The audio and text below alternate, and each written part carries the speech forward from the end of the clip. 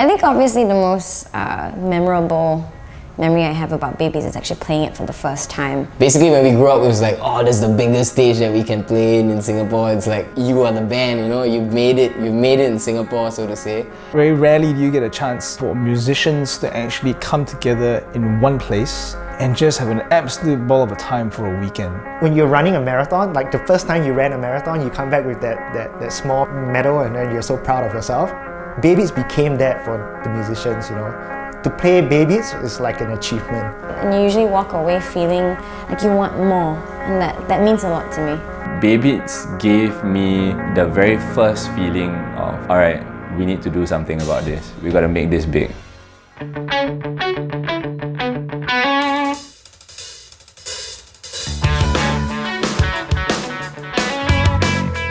To actually bring up local bands from our local friends playing together in an independent big festival.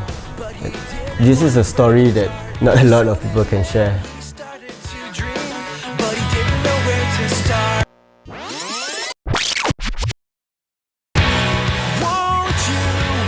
So it's about 2000 or 2001 where Belinda from the Esplanade called me and we had a conversation about a weekly event that can happen along the waterfront at the Esplanade.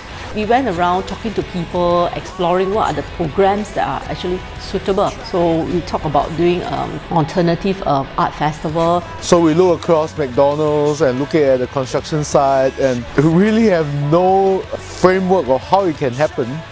And that's where the idea of alternative music festival came up. It was just a beginning of something big, but we were not sure how big it can be. In a way, we were very determined to make it work because we want Esplanade to be for everybody.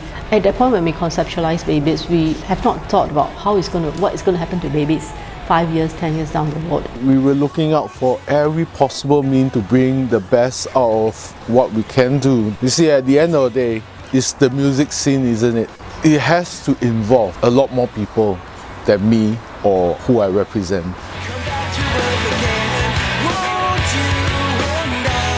From the start, it's always about John's vision, and when he shared with us, it was at that point really groundbreaking. I think when we all first started, we kind of sort of knew what we were doing, but not exactly. And as each year we did the festival, we got wiser, we got smarter. We are not just programmers, we are not just organizers, we are all in different bands, working together and performing together, and you support each other and you start and end the festival together. Everybody could choose to be competitive and say, oh, this is my posse, this is yours, and we're different from a different scene, you know, and all that. But no, man, it was homogenous, and it really represented the Singapore music family in that sense. The very first year of Baybeats, I remember, we didn't even know what to expect. We just knew that we're gonna turn up at Esplanade and we're gonna play. That picture of us hanging out, you know, hiding from the rain and, you know, being nervous about the first Baybeats and how people react is a memory that I would never forget. My best memories was the one in 2007. That was the one that the Firefight played, Caracal, Giants Must Fall, Inch was still playing with Allura then. So yeah, it was, those four bands completely blew me away. That was the Baybeats that made me decide that, man, I want to do this someday. Yeah, man, I remember there was one year I got pulled out from Baybeats. It was during a Vacant Affair set. And that was the year they had a barricade. And I body surfed, and obviously I was tiny back then and I got thrown out. Bouncers pulled me out, and yeah, I remember that year very well. There was a bit of a battle at Baybeats, we call it. Everyone was very hyped up, everyone was very excited. Started to get into a couple of fights. Security was losing it at one point because there were a lot of headlocks going on, people were grabbing and tugging each other. Baybeats parties, the hotel parties are amazing. It's crazy to get all the bands that we invited, you know, to party together. We probably sold a lot of CDs the first 2-3 times we played, but we spent it all on buying beers back for the guys who bought our CDs. You know, I had two teenage girls who basically came to me and said, hey, could you sign our t-shirt? I'm like, I don't know who you are. But like, okay, if I'll sign a t-shirt, it's like, holy cow, I'm signing autographs. This has never happened to a Singaporean band before. It was unheard of.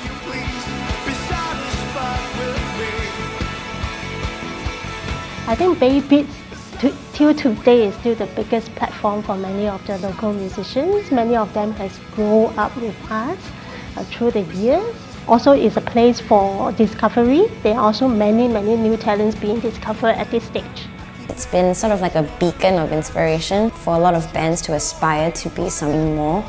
And you know, every year you see the crowd growing. The privilege that you have to be on stage and just to play what you've been working on for the last few years and say, look guys, I'm a Singaporean band, this is what my music is. To me, the difference between then and now for Baybeats is seeing how the local bands take charge of what they want to do. The standard is really high. Like I remember judging Baybeats last year as a guest judge, and there was a band and it was their second performance on stage. And I'm like, man, it took my band 5 years to sound as tight as them. I mean, it's become a lot more open-minded to heavier music, to different genres especially. Baybeats has grown so much bigger. There's a lot more people at the show. The level of musicianship has increased. I think Baybeats is definitely evolving. I mean, to me, music is always going to be the focus of the Baybeats. But with that, you always have the other creative elements that come with it. We realized that it was more than just about the band alone. Yeah, it was about all the different components that came together to make up a festival. I'm actually very proud of what this festival has grown up to be, and I believe that there is still a very long way for this festival in building the young bands of the future. The nature of music, the kind of music might be slightly different now, but I think the mission, the objectives behind hasn't changed.